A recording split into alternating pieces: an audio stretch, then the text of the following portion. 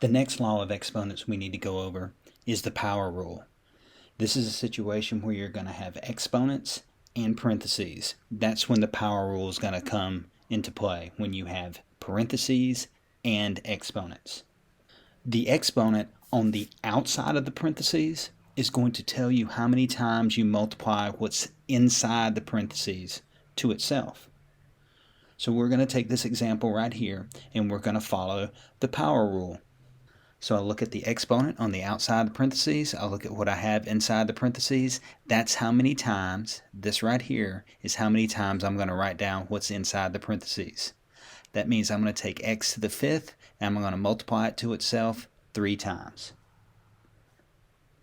X to the fifth times x to the fifth times x to the fifth. Then I need to remember my rules or my law of exponents. What am I supposed to do with my exponents? When I multiply, I'm supposed to add these exponents together. 5 plus 5 is 10, plus 5 is 15. So this is going to be x to the 15th power. When I have parentheses and an exponent, it's telling me I need to write what's inside the parentheses that many times. So for this one, everything inside the parentheses is going to be written down twice. 2x to the fourth times 2x to the fourth. I multiply my coefficients together to get my new coefficient. 2 times 2 is 4. I write down the variable I'm using, and my rule tells me that when I multiply, I need to add these exponents together. 4 plus 4 is 8. My rule is when I have parentheses and I have an exponent on the outside of the parentheses, that tells me I need to take everything inside these parentheses and write it down that many times.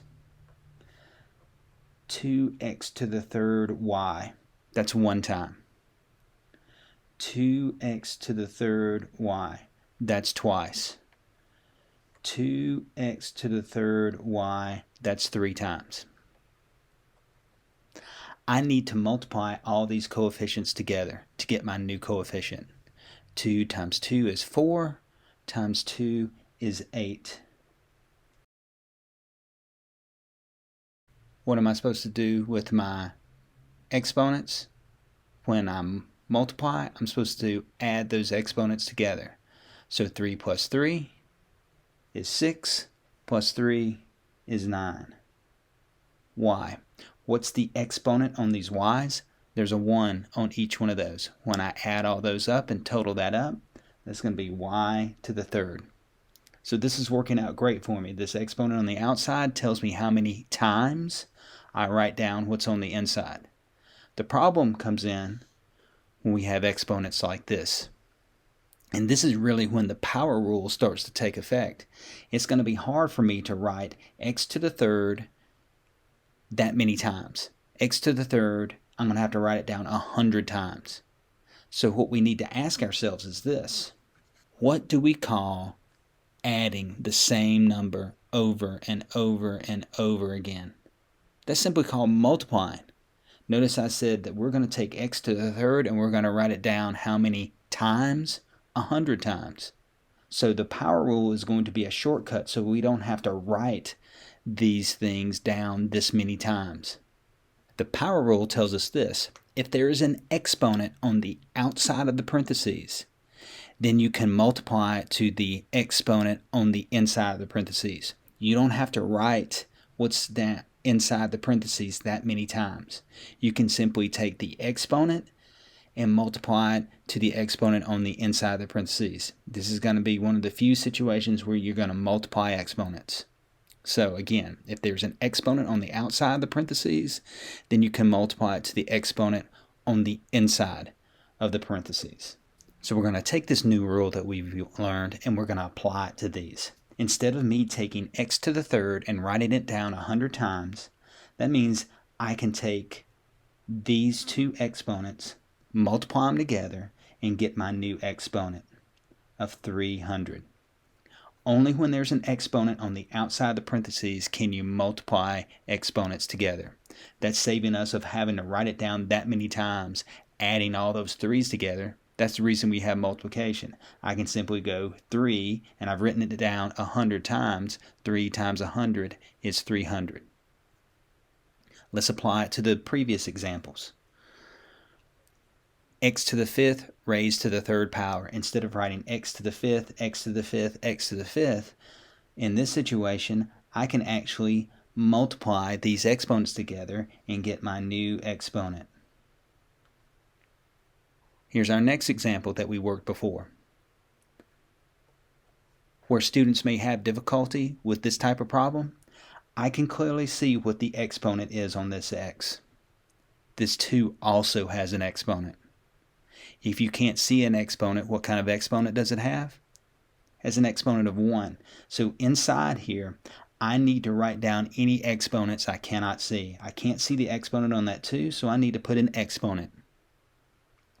Now I need to take this 2 and multiply it not only to that exponent, but that exponent as well. 2 raised to the 2 times 1, second power. X raised to the 2 times 4, eighth power. This right here needs to be evaluated, meaning I can actually take 2 and raise it to the second power and get just one number. 2 times 2 is 4, x to the eighth power. So let's try that again. This is a situation where I can use the power rule, where I can take this exponent on the outside of the parentheses and multiply it to exponents on the inside of the parentheses. If I have numbers or variables that don't have exponents, I need to write those exponents. So there's an exponent of 1 on that 2, and there's an exponent of 1 on that y. 2 is now going to be raised to what power? 3 times 1 is 3. X is going to be raised to what power? 3 times 3 is 9. Y is going to be raised to what power? 3 times 1 is 3. I need to take 2 and raise it to the third power. So 2 raised to the third power, do you think it's going to be 8 or 6? 2 raised to the third power is going to be 8, because that's going to be 2 times 2 times 2. 2 times 2 is 4. 4 times 2 is 8. 8, x to the ninth, y to the third. You can have negative exponents on the outside out here. You have to look at your instructions. If your instructions tell you that you cannot have negative exponents, then you're going to have to flip it. If it says just write it using exponents, then you can leave it as a negative exponent. So all these I'm going to leave as negative exponents if I get a negative exponent. Again, this is a situation where I look at my exponent on the outside and I can multiply it to the exponents on the inside because this is on the outside of the parentheses. This is using my power rule. Y, negative 10 times 11 is negative 110. And then I'll leave it, unless my instructions tell me to change this to a positive exponent. Next example. Again, I can use the power rule because there's an exponent on the outside of the parentheses. I take this exponent on the outside of the parentheses and multiply it to the exponents on the inside of the parentheses. X to the negative 10 times 5, negative 50th power. Y to the negative 10 times 8 to the negative 80th power. If my instructions say change these to positive exponents, then I would have to flip it. Again, this is a situation where I'm going to use the power rule because there's parentheses and an exponent on the outside of the parentheses. X to the 10 times 0 is still 0. Y to the 10 times negative 6 is negative 60. Remember, anything raised to the 0 power is 1, or you can think of it as how many x's should I have in my answer? I should have 0 x's in my answer. So my answer should not have x's in it. This right here should be my answer for this. There are no x's in my answer because this exponent is telling me there are no x's in my answer. Again, this is a situation where you're going to use the power rule. I have parentheses and an exponent on the outside of the parentheses. That means I take this exponent on the outside and start multiplying it to the exponents on the inside.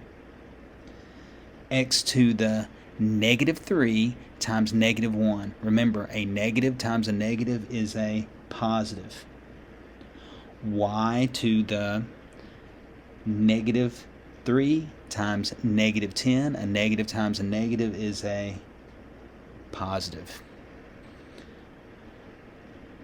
This is a situation where I'm going to use the power rule again. I have parentheses and an exponent on the outside of the parentheses. Remember, if I cannot see an exponent, I need to write an exponent of 1.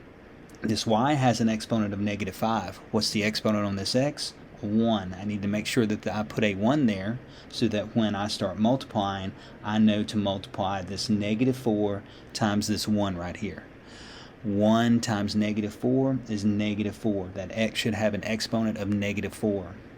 Y to the negative 4 times negative 5, positive 20.